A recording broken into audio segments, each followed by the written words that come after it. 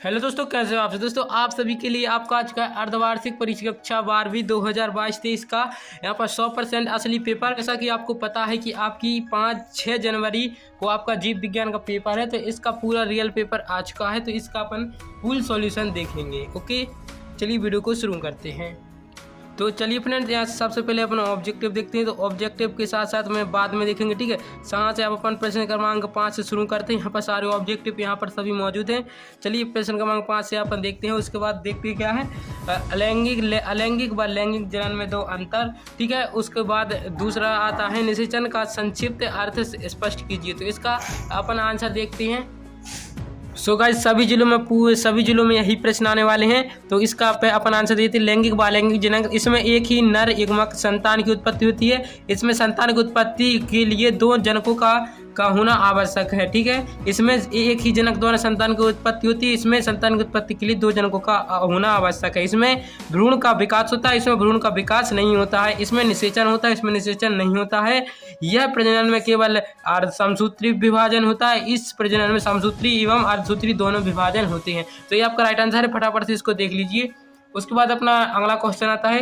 अगला क्वेश्चन है निषेचन का संक्षिप्त अर्थ स्पष्ट कीजिए। मतलब निषेचन किसे कहते हैं, यही हमको लिखना है दूसरे का 5वें का अथवा में। चलिए इसका आंसर देखते हैं। सो दोस्तों, आप यहाँ पर देख सकते हैं, कहते हैं निषेचन आपको लिखना है, इतना ही लिखना है। निषेचन नर तथा मादा युग्मकों के संयोजन की क्रिया को निषेचन कहते हैं। इससे द्विगुणित युग्मनज का निर्माण होता है।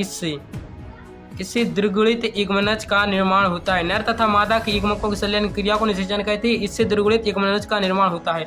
उसके बाद नेक्स्ट क्वेश्चन आता है बहुगुणता को परिभाषित कीजिए। बहुगुणता को परिभाषित कीजिए और उसकी इसी के अथवा में दिया है स्वपरागण और परपरागण में दो अंतर लिखिए। तो सबसे पहले देखते हैं बहुगुणता को परिभाषित कीजिए। इसका आंसर तो आप यहाँ पर देख सकते हैं, बहुभ्रूणता का आंसर यहाँ पर दिया हुआ है। पूरा क्या है कि जब एक ही बीज में एक से अधिक भ्रूण उत्पन्न हो जाते हैं तो इस प्रजनन या दशा को बहुभ्रूणता कहते हैं। जब एक ही बीज में एक से अधिक भ्रूण उत्पन्न हो जाते हैं तो इस प्रजनन या दशा को बहुभ्रूणता कहते हैं। और यही इतना ही आपको लिखना है। और इसका आंसर है बहुभ्रूणता नींबू जाति के पौधों में पाई जाती है। कॉनिफर्स की कई जातियों में यह पाई जाती है क्योंकि इनमें बीजांडों में कई स्त्रीधानियां पाई जाती है। निकोसियाना में बहुगुणता भ्रूण की बाह्य त्वचा के मुकुलन के कारण पैदा होती है। इसके अलावा बहुगुणता की स्थिति धान व गेहूं में भी पाई जाती है। जब बीजांड में एक से अधिक भ्रूणपोष तथा सभी अन्य निषेचित हो जाते हैं या जाइगोट विभाजित हो जाए तब बहुगुणता की स्थिति पैदा होती है, ठीक है। आपको इतना ही लिखना है, केवल यहाँ से लेकर के यहाँ तक। ओके, चलिए अब अगला क्वेश्चन था अपना स्वपरागण और परपरागण में अंतर। तो इसका मैं बताता हूँ आपको। तो यहाँ पर आप देख सकते हैं स्वपरागण और परपरागण में अंतर। आप यहाँ से देख सकते हैं स्वपरागण और परपरागण में अंतर, ठीक है। स्वपरागण और परपरागण में अंतर, जब सबसे पहले स्वपरागण और परपरागण, यह एक ही पुष्प के बीज में होता है। यह दो पुष्पों के मध्य होता है, ठीक है।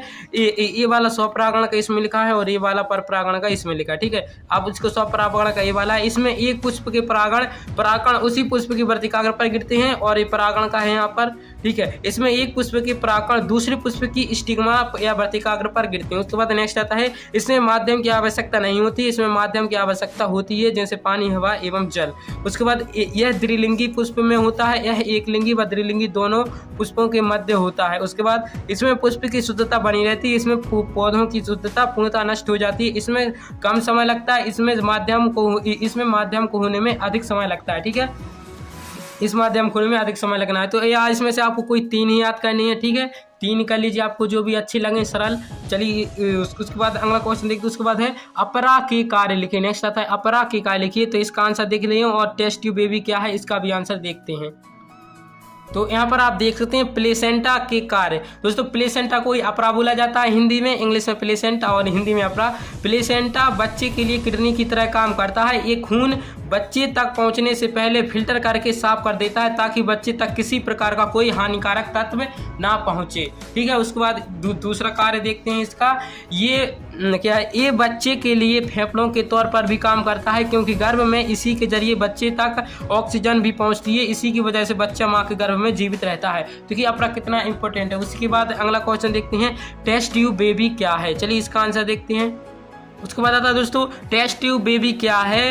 टेस्ट ट्यूब बेबी किसे कहते हैं? ऐसे अंडे से उत्पन्न शिशु जिसको माता के शरीर से बाहर निषेचित कराकर एवं प्रारंभिक विकास कराकर वापस माता के गर्भाशय में परिवर्तन पूर्ण करने हेतु स्थानांतरित कर दिया गया हो, टेस्ट ट्यूब बेबी कहलाता है। चलिए फटाक से स्क्रीनशॉट कर लीजिए। उसके बाद नेक्स्ट अपना क्वेश्चन देखते हैं। उसके बाद नेक्स्ट आता है मेंडल के प्रभाविता के नियम को उदाहरण सहित परिभाषित कीजिए और सहलग्नता किससे कहते हैं। सबसे पहले देखते हैं मेंडल की प्रभाविता के नियम को परिभाषित कीजिए। इसका आंसर देखते हैं।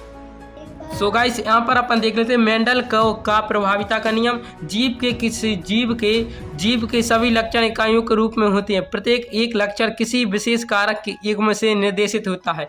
इस कारक युग्म का एक कारक माता से तथा दूसरा पिता से प्राप्त होता है तथा एक युग्म के दोनों कारक एक दूसरे के विपरीत प्रभाव के हो सकते हैं। ऐसे युग्म का केवल एक ही कारक अपना प्रभाव प्रदर्शित करता है तथा प्रभावी कहलाता है। यह मेंडल की प्रभाविता का नियम कहलाता है। ठीक है, उदाहरण मटर के लंबे पौधे टीटी को बौने पौधे टीटी के साथ संकरण कराने पर प्रथम पीढ़ी F1 में सभी पौधे लंबे होते हैं अतः लंबा प्रभावी बौने पौधे पर। ठीक है, तो ये आपका आंसर हो जाएगा। फटाक से इसको आप याद कर लीजिए।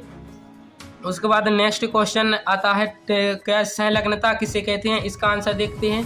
चलिए यहाँ पर देखते हैं सहलग्नता एक ही गुणसूत्र पर स्थित जीन्स द्वारा अपने उसी संयोग में रहते हुए एक साथ वंशागति होने की प्रवृत्ति को सहलग्नता कहते हैं। इसके अनुसार एक गुणसूत्र पर स्थित सभी जीन्स एक ही युग्मक में प्रवेश करके एक एक्स तथा मतलब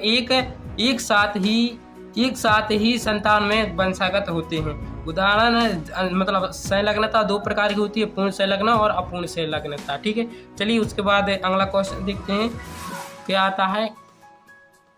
अनुलेखन को परिभाषित कीजिए और कोडॉन किसे कहते हैं। ठीक है, अनुलेखन को परिभाषित कीजिए, कोडॉन किसे कहते हैं। इसका आंसर देखते हैं। लेकिन डीएनए से एमआरएनए की निर्माण की क्रिया को अनुलेखन कहलाती है।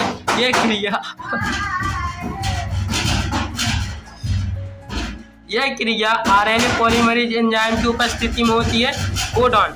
और उसके बाद नेक्स्ट क्वेश्चन आता है कोडॉन। उसके बाद नेक्स्ट क्वेश्चन आता है कोडॉन किसे कहते हैं। न्यूक्लियोटाइड के उस समूह को कोडॉन न्यूक्लियोटाइड्स के उस समूह को कहते हैं जिसमें किसी एक अमीनो अम्ल के लिए संदेश या क्रोड को कोडॉन कहलाता है।